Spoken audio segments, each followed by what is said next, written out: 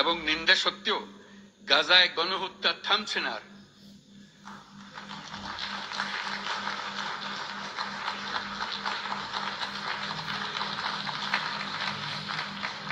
ফিলিস্তিনের মতো বিদ্যমান বাস্তবতা কেবল আরব কিংবা মুসলমানদের জন্যই উদ্বেগজনক নয়, বরং তা সমগ্র মানব জাতির জন্যই উদ্বেগের বিষয়।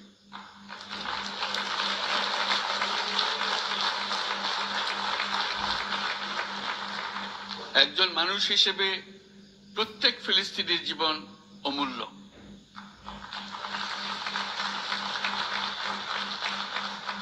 ফিলিস্তিনের জনগণের বিরুদ্ধে যে মানবতা বিরোধী অপরাধ হচ্ছে তার জন্য সংশ্লিষ্ট সকলকে দায়বদ্ধ করতে হবে।